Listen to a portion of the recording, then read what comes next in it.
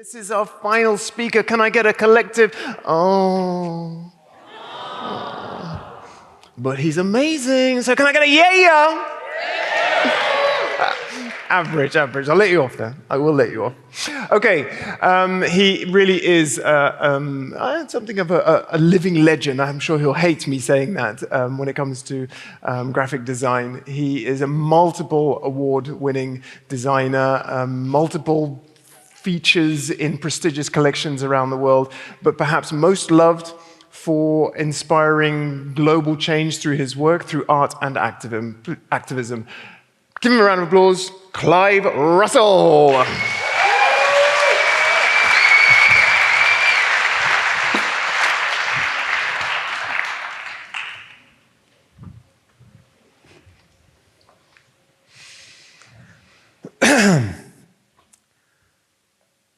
We live in a world brimming with brands designed to feed consumption. It's a race to see which of these brands can win the most attention and gain the most capital from that attention. And this fuels record levels of production. The machine never stops, whether it's a car-making machine, an entertainment-making machine, or a machine that searches for both. Production and consumption has been accelerating over the past 30 years. But it's been the leading light of our so-called developed democratic societies since the 18th century. But there is a failure at the root of this system, a failure in every design that serves it. And that failure is double-edged. The first and most obvious part of that failure is that our shared planet is not an infinite resource. It cannot support unfettered consumerism. At some point, resources run out, systems fail, wars happen, people die. And if the system we use to guide us is not tuned in to the system that gives us life, the failures become more catastrophic. We co-create a mass extinction event. Now, the second part of the failure is less obvious, but we can see it playing out around us. To truly succeed in production and consumption, you need predictability. And predictability doesn't like competition. That's why big companies buy smaller companies. Think about the software we designers use. Once upon a time, there were many providers of graphics programs. But now one company owns everything and charges rent free from competition. It owns the land of professional graphics software. It has created its own feudal software state. And this is repeated all over the marketplace, from entertainment to logistics. And this is all bad news. Or is it? Because perhaps it's an opportunity. Because if unfettered consumerism has to end, or we all die, and design's brief is to serve consumerism, perhaps it's now time to say no to briefs asking us to sell shit. Perhaps we need to say it's time for a new brief and say yes to briefs asking us to embrace uncertainty. Uncertainty is the opposite of predictability, and it's exactly what designers can tackle. And periods of uncertainty have created explosions of creativity. And it's kind of what we've seen happening in the past many, many times. Rethinking things, experimenting with new ideas. And behind me, there's a few historical examples. On the left, we have the arts and craft movement, represented here by a pattern by William, or should I say, actually Jane Morris. Now, they were appalled by the inequality and poverty of 19th century Britain. So they proposed a solution, and that solution was craft. By using craft, They hoped to lift people out of poverty because they could give them back pride in their work and they could give them back their communities. And below that, there is the Bauhaus, arguably the most influential design movement of the 20th century. The Bauhaus tried to undermine the myth of the genius artists, replacing it with teaching that increased the average of everyone. And across the slide, a personal favorite of mine, May 68, Paris, demanding change by painting the streets with wonderful slogans like, "Be reasonable, demand the impossible." And at the back, the wonderful suffragettes, who were demanding the very reasonable, a vote for women. All use and interpret designed to communicate radical new ideas. All seek to alter society. All are collaborations using different skill sets, and they all wrote their own brief. Because if the brief serves the wrong purpose, a purpose that will ultimately destroy the planet, increase inequality, marginalize vulnerable people, the brief must change. Here's a brief I wrote with 3 friends in May 2018. Well, 3 friends and a host of activists who wanted to change the shit show we're living in. It was a collaboration using many skills. And we're all united by the same purpose, to drive a wedge into the political agenda, a climate crisis-shaped wedge. That was the brief. The name had to be obvious. It started out as Out of Time. Now, that wouldn't do. So it was quickly changed to explain exactly what we were. We're a rebellion against extinction. The term rebellion is very precise and very important. This isn't a revolution. It's a rebellion against the inaction of the government. The Declaration of Rebellion behind me called out the failure of the UK government to protect its citizens. Its style reflects broadsides, which are a traditional UK publication for berating governments and institutions. We act in peace with ferocious love of these lands in our hearts. Yes, nationalism, but not the shitty nationalism we're so tragically used to. This told everyone why members of XR were prepared to be arrested. It was for the benefit of all, for the benefit of the country. It was a sacrifice by the few for the many. And simple demands were added too. Tell the truth. The government must tell the truth to its citizens about the climate crisis. Act now. The government must act now to protect its citizens from the climate crisis, or the citizens must act now to force the government to protect it. And most importantly of all, decide together or beyond politics. Because we need a political upgrade. Our current democratic processes are killing us. We need a new way of making decisions, a way which allows citizens to make decisions by themselves, for themselves. We need citizens' assemblies. Enough about words, pictures, or tools. A good set of tools inspire people to use them. And we channeled a lot of craft into the tools we created. Fux Caps is based on Futura Bold condensed, but altered to be more wood type. Wood type has flaws, which show it's handmade. And these imperfections are in Fux Caps, making it more human, flawed, like we all are.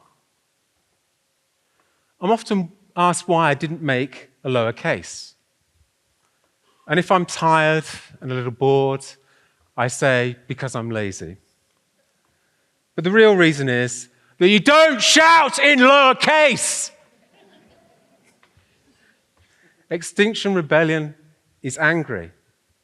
Angry but peaceful. Love and rage. And of course, a set of woodcuts by my wonderful friend and neighbour, Miles, echoing the arts and crafts movement, but also making the horrific more playful. The skull is smiling. And we added a bright and cheerful colour palette, a palette to inspire people to make things, a palette to inspire play. And this is where we really changed the thinking. Because instead of holding on to these assets, building a team, carefully curating the end product, we gave everything away. We created a design package which evolves over time in the hands of many people. Genius? Not really. It was simply doing the opposite of production and consumption. We did the work for free. We gave it away. It was an act of care. Like these posters behind me, they all share similarities. They're all different, and none of them are designed by me. So which is better? It doesn't matter. Aesthetics don't matter. The purpose matters, and all these posters are unified by a shared purpose. If we reduce everything to aesthetics, design is just ornamentation. If design channels a purpose, it becomes so much more. The posters are from a 2019 campaign called Paint the Streets, where people literally went out and painted the streets. Reclaiming space is a powerful way to tell people and governments that you're here. After all, it's exactly what companies do to us, advertising their products on public land, our land. Who gave advertisers permission to advertise on public land? Who gave advertisers permission to advertise on our feeds? We didn't. The land grab of common land and the virtual grab of the internet has meant corporations own our streets and our internet. So if advertisers are allowed to advertise on our streets, why shouldn't we? Plus, it's fun. And it was part of the do-it-together ethos behind the work, a do-it-together aesthetic combined with do-it-together activities.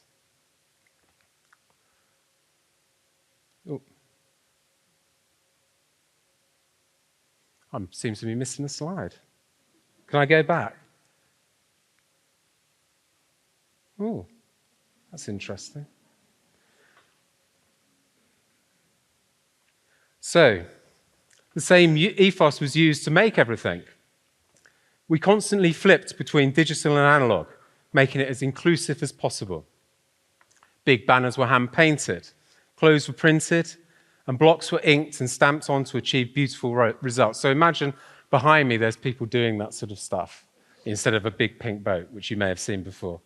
The XR Art Factory we co-created is still freely working for the community today. And during the 2019 rebellions, art blocking stations were set up in roads all over central London. We encouraged everyone to join us, print on their clothes, pin patches on their bags. And as they joined us, they talked with us, and it helped bridge gaps of understanding. Crucially, what we didn't do was sell merch. Everything will change. Everyone can change.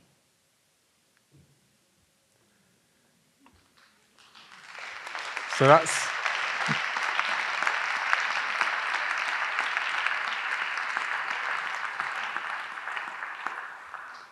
The colours, the font, the look and feel, many hands working together. A sea of flags, a sea of colour, a joyous rebellion, a moment of truth. And the idea and artwork were collected and released as a best-selling book, and I got to kill a cultural penguin. And more importantly, XR was able to reach a vast audience. Oh, the slides are very iffy. Okay, giving away the work meant it started to appear everywhere, all via a download and a website filled with self-organizing ideas, combined, of course, with the bravery of ordinary people giving up their liberty. So hopefully, I've shown you what design can do, how it can be used to radically change how we think and act. But how do we get rid of our addiction to production and consumption? XR didn't achieve that. I don't know what's coming next. That was the other slide. Okay, while I was working on XR, I was lucky enough to meet and become friends with David Graeber. And David was a big fan of playfulness. Sadly, he died too young in September 2020. David believed direct action was the pathway to change, a way for people to take responsibility for themselves and collectively pursue new ways of thinking, to think more freely. And David had a lot to say about production and consumption. Here's an excerpt from a lecture of his. You have to imagine his beautiful New York accent, because I'm not going to do that. That would be awful. I propose that we just rip up the discipline of economics as it exists and start over. I think we should take the ideas of production and consumption, throw them away, and substitute for them the idea of care and freedom. Think about it. A production and consumption paradigm for what an economy is a guarantee for ultimately destroying the planet and each other. I mean, even when you talk about degrowth, you're working within that paradigm. You're essentially doomed. We need to break away from that paradigm entirely. Care and freedom, on the other hand, are things you can increase as much as you like without damaging anything. So we need to think, what are the ways that we need to care for each other that will make each other more free? And who are the people who are providing that care? And how can they be compensated themselves with greater freedom? And to do that, we need to scrap almost all of the discipline of economics as it currently exists.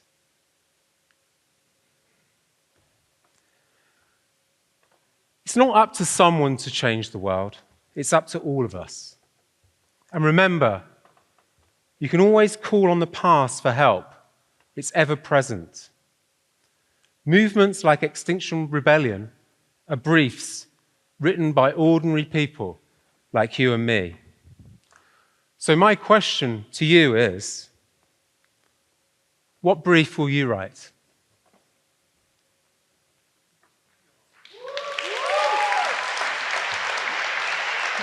Am I staying up?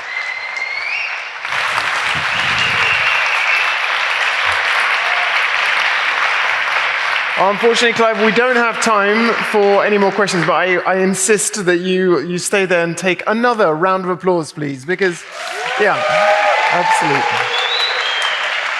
Thanks. Good stuff. Thank you. Thanks a lot, man. Yes. Oh, yes. Rage. Rage.